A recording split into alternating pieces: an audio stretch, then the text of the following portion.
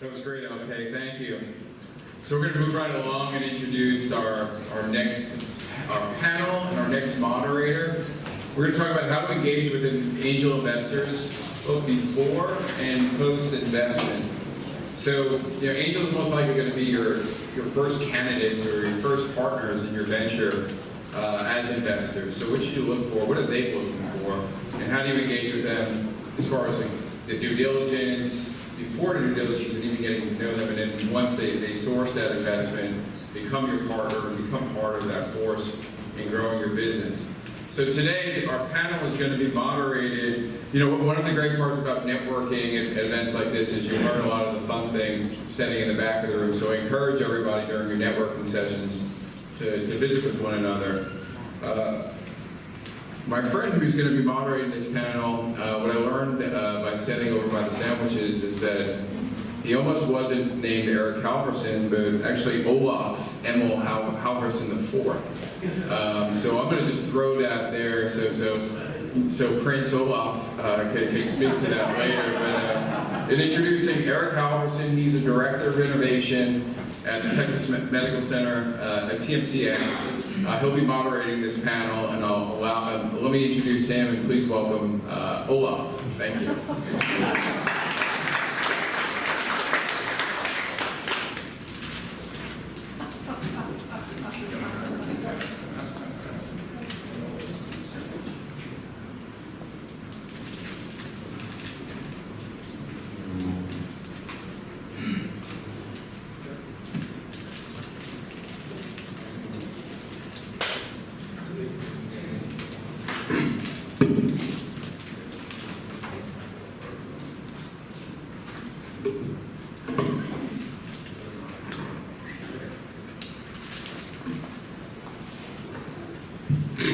We're figuring out the logistics here. So let me go ahead and invite my panelists up here so we can get started. So Juliana, Michael, and Mark, do you mind coming up and taking a seat and have you guys introduce yourselves as well.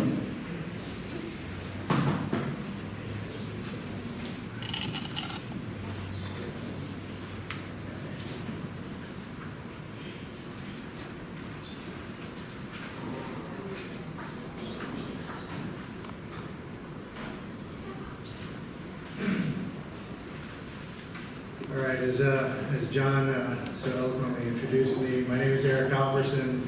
I was this close to being Olaf Emil Halvorsen IV due to my Norwegian heritage. Luckily, my mom put a stop to that.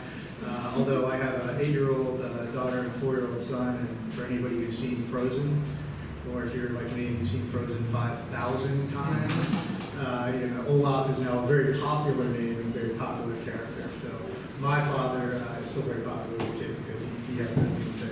But anyway, that's not what we're here to talk about, Frozen. We're here to talk about angel investing, and we have a great panel of angel investors here, so we're going to sort of get to it. As John said real quick, I run the Innovation Institute over at TMCx, so we're all healthcare focused. We have an accelerator, an incubator, a co-working space. We have partnerships with J&J and J Labs, which also incubates companies. Just for reference, in the 100,000 square feet that we have a density of around 70 to 90 companies. So again, a lot of density. We have software, devices, therapeutics, and diagnostics. And I will tell you that most of these early stage companies that are either coming out of Houston or that are coming to Houston to work with the Texas Medical Center, John's exactly right that a lot of times that first round of investment that they're getting, beyond the friends and family round, that next round is angel investment. So we're going to talk a little bit about that.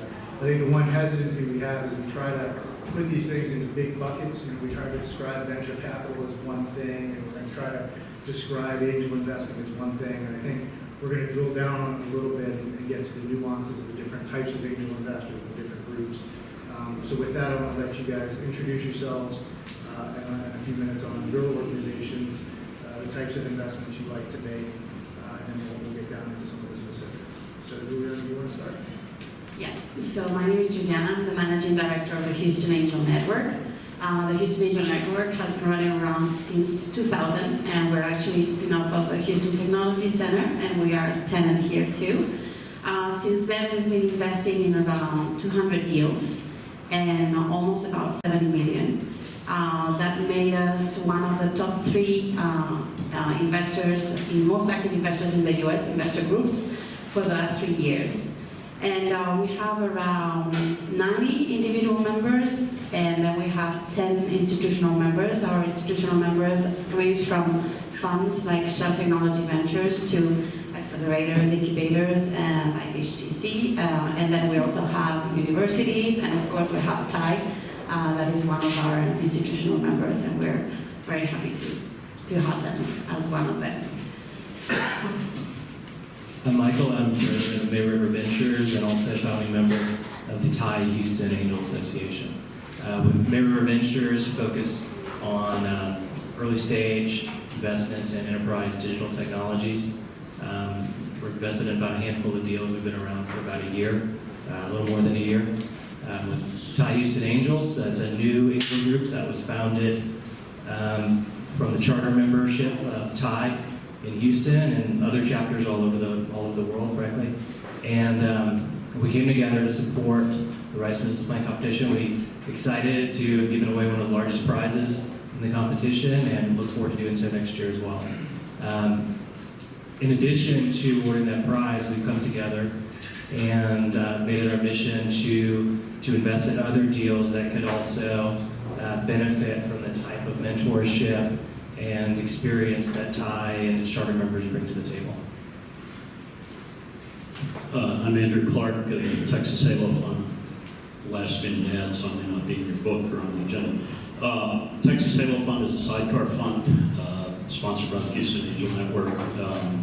We invest behind any of the recognized angel groups in the state of Texas. Texas Halo 1 closed this year and invested in 21 companies. We had our first exit earlier in the year. We have a couple more on the boards right now. We're about to put Texas Halo 2 into the market for investors, so available to do investments probably first quarter of 2017. And we invest in any of the 5 key industry segments that we see here, Houston, Texas. Earliest of early stages, all the way up to co-investing venture capital firms. And we're actively involved. Our members, we have 67 investor members, 5-person board. We're actively involved in many of the startup activities within the ecosystem here. So we'd like to have our ear to the wall and know what's going on. Great. So I guess as a recent transplant to Houston after spending 15 years in Boston, one of the observations I made in very short order is sort of the amount of angel investing and organized angel investing in Houston. It really actually dwarfs what was in Boston, in my opinion. But that's in a little bit of a contrast to the venture capital, which is the other session we're going to talk about. I guess my first question to you all is give me a sense of what your perspective is in terms of the overall angel investing environment in Houston and in Texas. And then specifically, the next question is sort of for these entrepreneurs, how should they be approaching you and talking about their company? When's the right time? Well, I'll start since I have the microphone and I'll pass it. I think the angel investing climate is very healthy because there's no shortage of great ideas in the state. As you alluded to, there is a shortage of risk capital for non-energy, non-real estate types of ventures. You're working very heavily with TMCx to fix that for the life science space. And we're all working around the state to cover the other industry segments.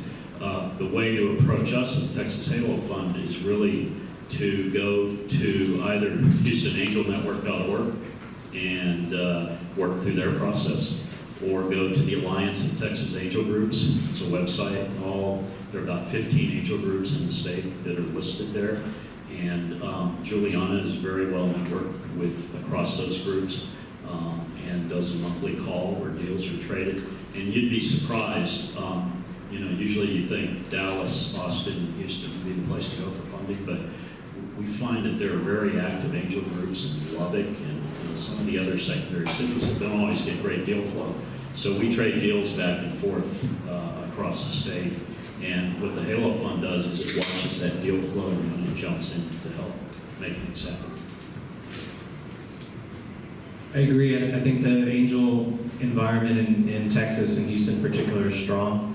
I think there's a lot of money out there. I think where it's improving is increasing sophistication in terms of different types of deals, and that's something for the entrepreneurs that creates a challenge, is to finding the right type of investor, the right investor who has experience, who's able to be a mentor, who's able to be a connector, who's able to add value to your business. As to, Eric, what was the other part of the question? When the right time to approach is? So that's a hard one, because you should always, at every stage of your business, you should be approaching investors, mentors, getting feedback. As to when to approach formally, I think that will come out of some of your early discussions with some of the mentors. Mentors like that here at HTC or Station, through Ty, who can give you an idea of where you need to get your company to be an investable company. And that's the big exercise, is understanding when you have an investable company. If you don't have an investable company, you're going to be upset that you're going to investors and you're not getting the feedback that you need to get. So I really encourage you on the front end to have more informal discussions as to how to develop the company and how to time that initial fundraising, outside fundraising. So angel investing in the U.S. is hitting every year records, and now we are about 45% of what we see is in the U.S. Regarding Texas specifically, in the last 2 years, we passed from being the 6th region in the U.S. in terms of angel investing to the 3rd one. And that's a huge jump. And I think one of the reasons is, as Andrew mentioned, is the Alliance of Texas Angel Network. The fact that now we are more than 15 networks all around Texas, and we have a monthly call where we share all of our deals. Not only the ones we have invested in, but also the ones we are doing due diligence, the ones we are considering for presentation. So we are very well aware of what everyone is investing in. And then we have 8-10 rules where, if we have a deal that has been invested more than $450K, they can bypass the selection process at any other network. So every month we would have one 8-10 deal that has already been invested by other networks and can syndicate with us. We get to do much bigger deals because of that, and that's, I think, one of the powers of the network. In terms of when to approach us, because we're having very different, verticals, and we have special interest groups for 4 of them, energy, life sciences, consumer groups, and IT. I think it differs, Sometimes I would say that for the energy deals, we can go, very early stage because our members are very knowledgeable. For the life sciences deals, it really depends. We're trying to educate people, and we also have created funds or sponsor funds like Houston Health Ventures, Funding Innovation, to try to have our members who are not maybe very savvy in angel investing in life sciences to get acquainted with those kind of investments. So it really depends, but what we like seeing is some traction before we invest. So we need to see that the entrepreneur has already bootstrapped and has achieved some milestones, either a prototype or a paid pilot, so that we can start paying attention to them. That doesn't mean that we won't see you before that. A lot of our members actually are coaches for many accelerator programs, and some of them are like, Red Labs and Allspark are coming from universities, so they are very, very early stage. But I would say that our sweet spot for investment is a little further along. So let's talk about what role should angel investors play? So now let's say they're interested in making an investment in the company. But now talk a little bit about how active and what sort of positives that you bring in addition to the capital to that company. What are roles that companies should be looking for angel investors to play? What are roles or activities that angel investors should not be playing in those companies at that stage? I can go for it. In our case, the rules have varied a lot. We have passive investors, but we have actually investors who have joined Hunt because they want to get their next gig. They were entrepreneurs, they were in many cases serial entrepreneurs, they sold their companies, and now they're bored and they want to get engaged fully in companies. So sometimes the role can go from an external consultant, because we always give more than money. In many cases we give coaching advice. We also have pretty big Rolodex of contacts, that are very valuable for the companies. But in some cases we can go for full management of the company, and that happens quite a lot. We have a lot of members who become interim managers sometimes because the company couldn't find the right fit for managing the company, or it just happened to be like that. So we can become very engaged. In terms of what angels shouldn't be, I guess they shouldn't be devils, and some of them become devils by macromanaging a lot and becoming kind of the boss of the entrepreneur is not a good idea. And I guess we need to make sure that the interests are aligned and that they are both in the same page, and having someone micromanaging you, I don't think is the best way to make your company thrive. I would agree with that. In addition, I think you want different types of investors. And there's a concept of the lead investor, who's someone you want to be very active. You may not want every investor you have to be as active. The danger comes when you go find a bunch of $10,000 checks from people who have no value to add to the company and don't want to be active.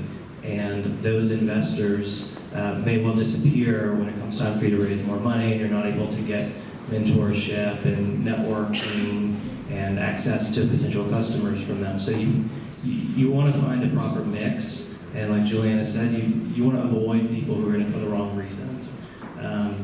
Whether it's to micromanage, to have an aggressive play controlling the company, or whether it's your gambler or someone who thinks that investing in startups is a way to make an interest rate of return. You don't want people like that. You want people who get it and are in for the right reasons.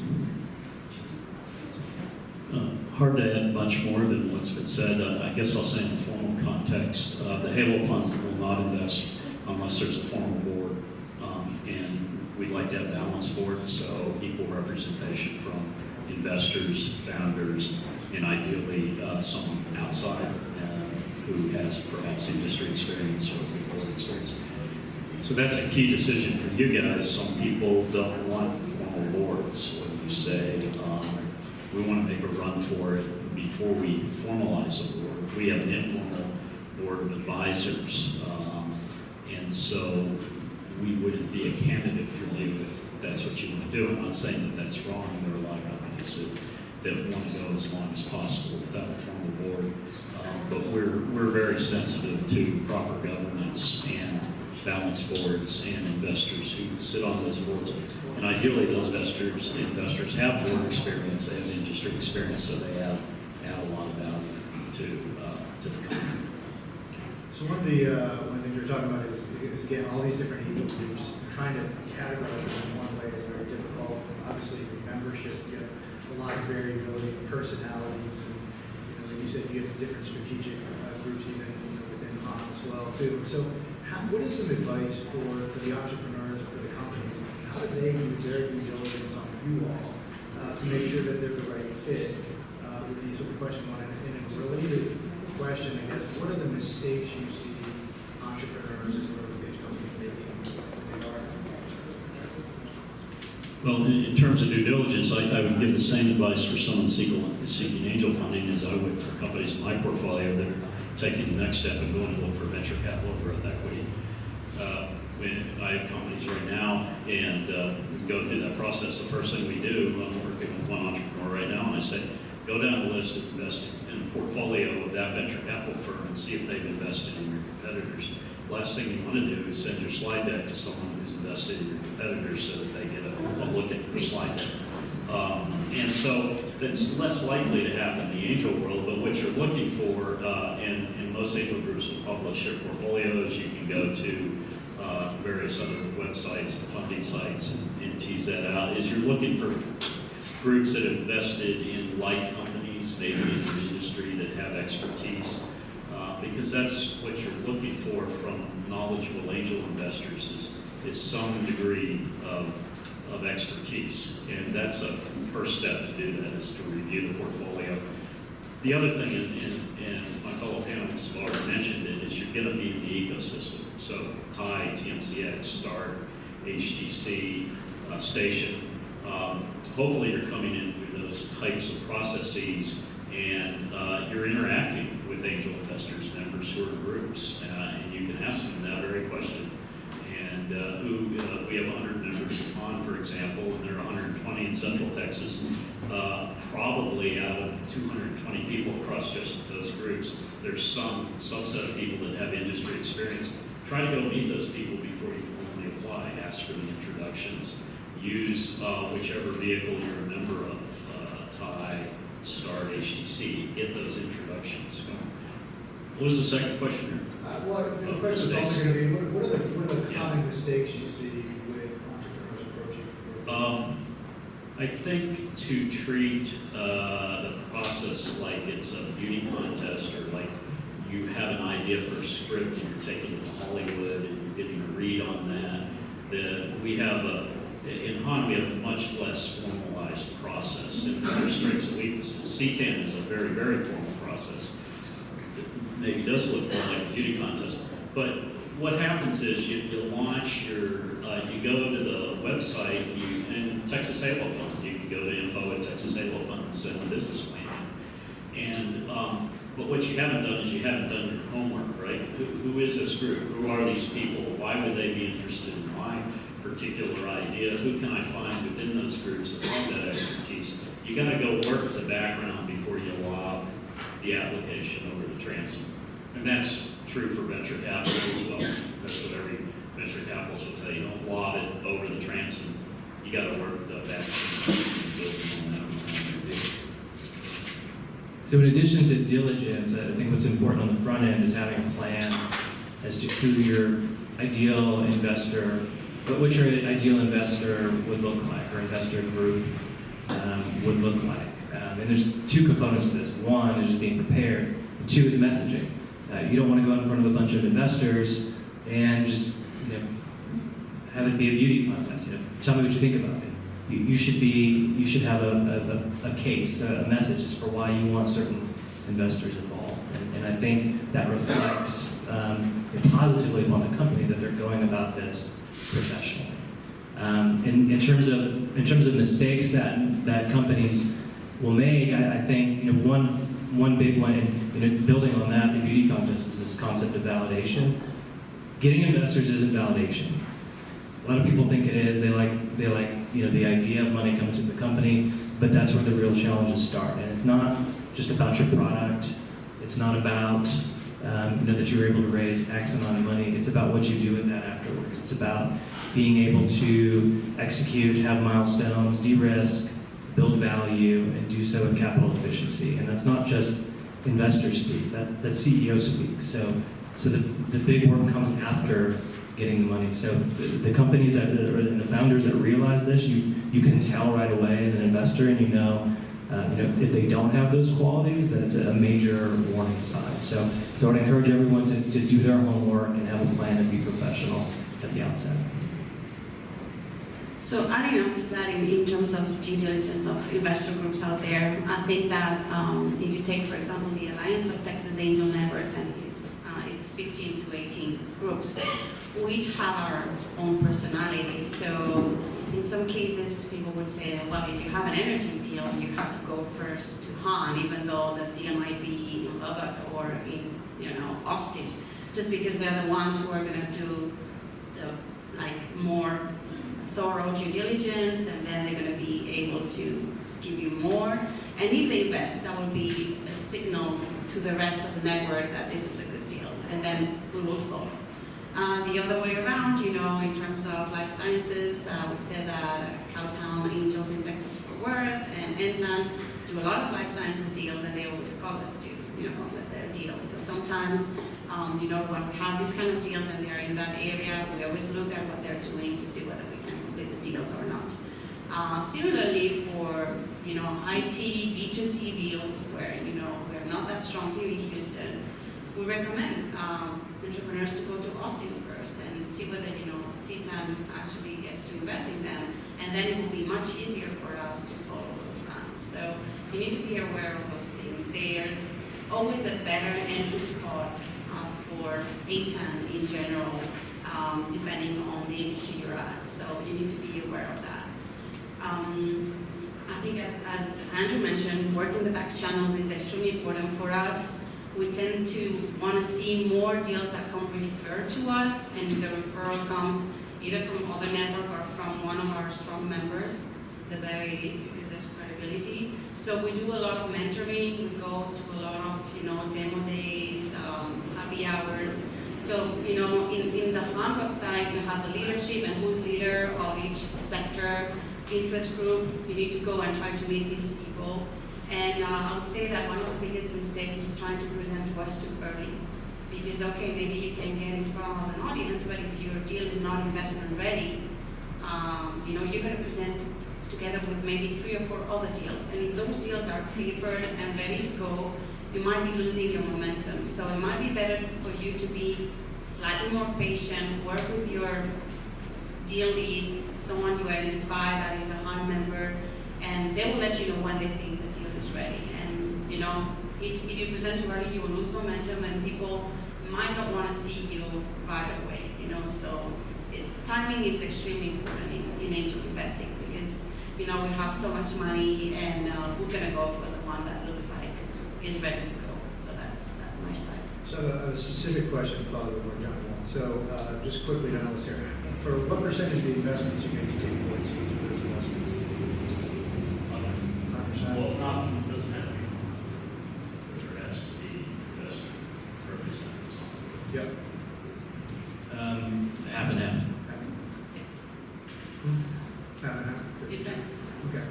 So that's a sort of a lead into the question, which is, so now you've decided to make an investment in one of these companies. What should the company and the entrepreneurs, what should they be thinking about in terms of how they're communicating, working with you all post-investment?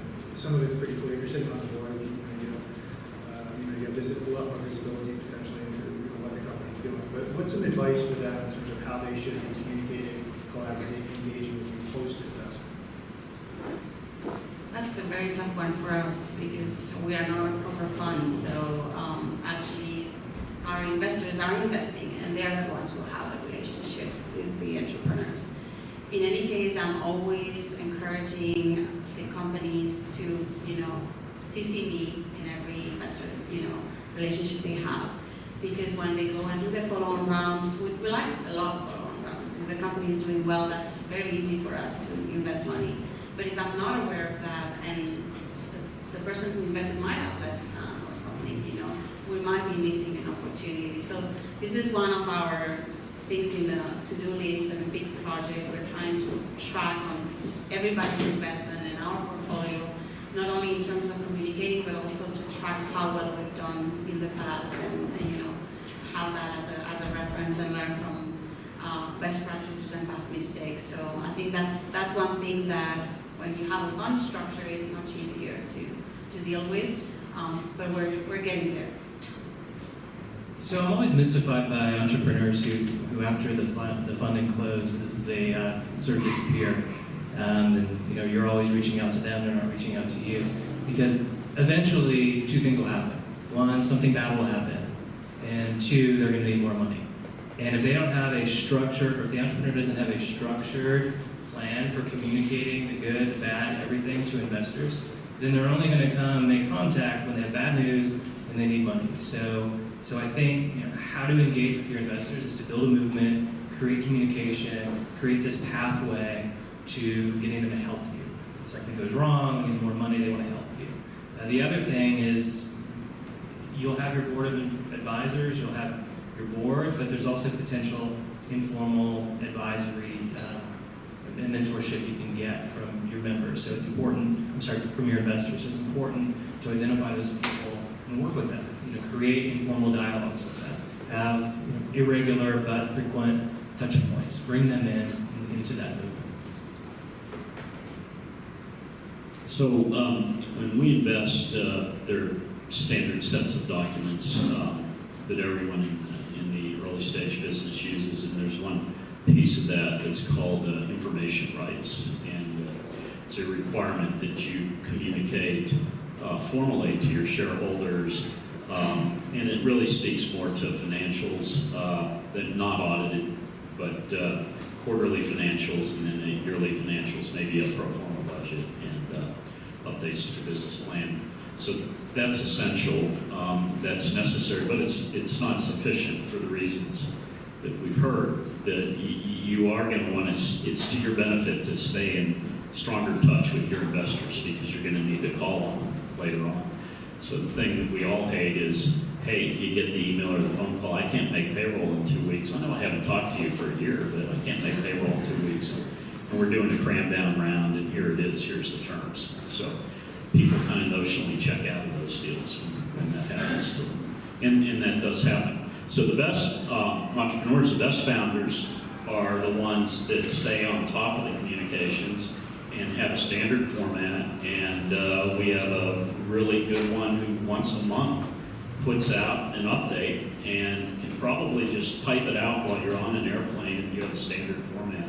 You're not writing a short story or a novel. It's very easy to do.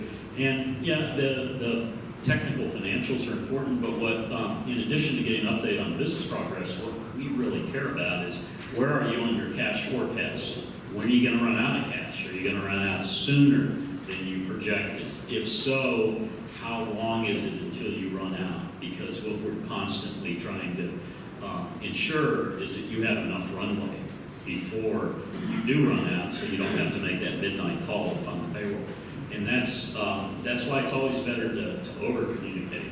The other benefit of having investors on board is that those investors who are on the board assist with that communication process. But I would not rely on them. I, as a founder, would want to communicate to all my shareholders because, again, it's in your best interest. And you are going to have things that go wrong. That's the expectation. But you're also going to be able to communicate the progress you made and the things that are going wrong. So I have one more question before we open it up so you guys can think of your questions for the panel here in a second. I have one semi-tangential, sort of selfish question here. I'd ask you guys in terms of the let's call it the lack of venture capital in Houston. And this has been pretty well documented, and I think we're all hopeful that it's going to change. But given the lack of sort of that venture capital layer, what kind of pressure or opportunities or whatever does it really put on the angel investing community here in Houston? Well, it's not just Houston, it's Austin too. If you read, there's been an ongoing dialogue in Austin about shortage of risk capital. There are only 4 early stage venture funds, general purpose venture funds in the state. There are a couple of energy specific funds, and then you may say there's life science funds. If I were in Silicon Valley and I walked to the north side of Stanford campus on Stanhill Road and I went into any old office building there, I'd find more venture capital firms in that one office building than there are in the entire state. So that's a problem, but it's also an opportunity. I mean, if you think about it, the last 2 VC firms in Dallas aren't raising new funds. There's no formal venture capital in Dallas. At least we have the Mercury Fund here, and then we have some specialized energy technology funds in town. So we're in good shape. The challenge with Texas is that Texas has plenty of risk capital. It just generally goes into holes in the ground or pipelines or real estate ventures. So there are plenty of people here that know how to take risk and apply risk capital. Well, what they don't always know how to do is apply it the way that Silicon Valley does it or that Boston does it in life sciences. So how do we as angels get over that? Well, when we go and do a deal, we have to assume a way that a venture capitalist is going to come save us in the next round. And so perhaps that happens, but you have to have plan B and plan C. So how do you do that? Well, how long can we fund the deal ourselves? There are some deals where we can fund all the way until the cows come home. Also, there is a lot of offers. There are about 10 other approaches to raising capital than venture capital. The most important one, of course, is strategics. And strategics are strategic players in the industry or customers, strategic customers. There are all kinds of ways to finesse your capital raising. And that, in my mind, represents an opportunity for Texas because I think elsewhere people may become over-reliant on venture capitalists. There's just not enough venture capital in the United States. So right out of the gates, we have to think differently here. And so I think that becomes an opportunity. So I can't add much to that, but I agree with the last point, is there's an opportunity for angels here, but one that has to be considered ahead of time, because you can't rely on, oh, well, this deal is going to go over to California and they're going to get, they're going to get $1 billion valuation somewhere. I think you just have to realize they're smaller deals, maybe earlier exits, and maybe more reliance on some of these other sources of capital, particularly strategic. So we see a lot of deals here that are very closely. They're not the big ideas and the Snapchats and Facebooks, but they're more B2B type deals. They have very close relationships with their customers. That creates opportunities for either early exit or strategic investment. So nothing much to add to these two comments. The only thing I would say is that I think we look at deals differently because of that. If we know that, a big fundraise or 2 more rounds of money need to come and they need VC money, maybe we would shy away from those deals if we don't have a clear strategy. And we are trying to become creative, as Andrew is saying, not only with strategics, we've also looked at crowdfunding platforms. And some of the deals we've started, have been invested by investors in Angel List, in Seed Invest, people who are not even in the US, like UK, Russia. So that's also another way of being creative and collaborating with them, because I think there's many ways of doing deals with them, not only completing deals, but also creating funds through that structure. Yeah. And that's another thing that we're considering very, very closely. Yeah, that's a great point, and actually, we're save some time for questions, but it's a good point for these guys, which is the proliferation of these online angel communities and platforms. Angel List, there's another one we started working with recently called Angel MD. They basically ripped off Angel List, but it's basically a bunch of physicians who want to invest in early stage startup companies and creating economics that way. So it's great. Great you brought that up. I forgot. Questions for the panel from you guys? I think we have time for a couple of questions. Yep. Yes, I went to deal with Brian Station a couple months ago where they're talking about angel investors up there in TMCx. And the speaker basically said it's never too early to start going after the angel investors and develop a relationship, but yet you guys are cautioning against going in too early. Is there such thing as an informal way to get involved with the networks before you go to pitch? Yeah, that's exactly what I meant when I said it's never early. It's true, that's why you have the informal channels, the back channels, when you go to, start demo day or, TMCx demo day, they're always there. Investors are always there ready to chat with you.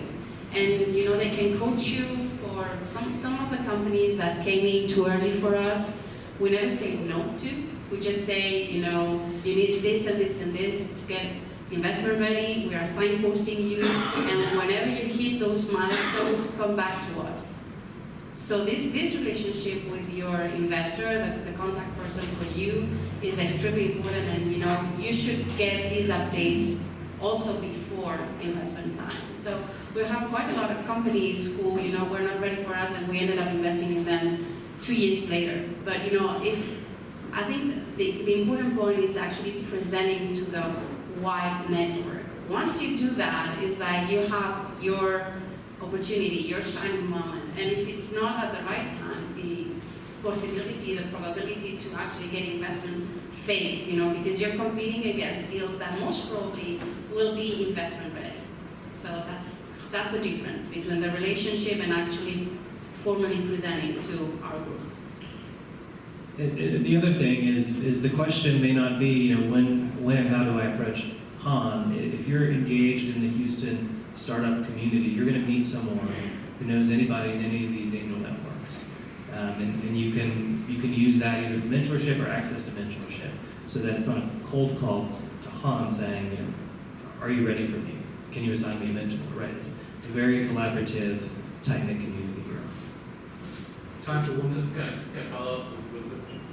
I had a case in point where someone said, hey, this person would be a good person as an angel investor for you. It's probably part of it. And I looked them up on LinkedIn. Is it going to be a terrible mistake to cold call and contact this person early or wait to do it formally? I I think the advice that they're saying is build the relationships, make the connections, as there is no too early to reach out to those folks. I think what Juliana's point is, and it's really good on, the formal presentation, when you're invited to present in front of Han, if you're too early, you're not gonna get another shot at it. Because they're, so you wanna make sure that you time that one correctly, but then reaching out to members and other individuals, go take them for coffee, go have a conversation, never too early. Yeah, and if you don't know exactly who would be the right person for you to have this conversation with, you can just send me an email. I receive emails saying, I'm not ready yet, but I would like to have a conversation with someone in your network who knows about this area of business, and I can point you to the right person. One more quick question. Can you comment on the range of deal sizes you guys do, and also be able to request those checks? Not checks. In our case, we don't have any kind of minimum investment for our group, so it can go from 5K to, 400, 500K per investment. And we do all kinds of, convertible notes, price rounds. So it's really different depending on, we have super angels who do that full time, and we have people who are just discovering angel investing. So that's why we don't want to put pressure on them by telling them, you need to invest this amount a year. So also no real hard criteria on that. I think the bounds are set by reality in terms of what stage companies are at that we take a look at and what market we're in. So it may be, in the lower bound would be enough for it to be worthwhile, right? So I don't think putting $5,000 into a company that's raising 1.5 million is going to move the needle with them. So. Sometimes the entrepreneur is the one saying, no, this is too low. So. Right. So it's going to be somewhere in the typical amount I've seen is 25 to 300 maybe on the high end. All right, I think we'll end on that. Let's get involved.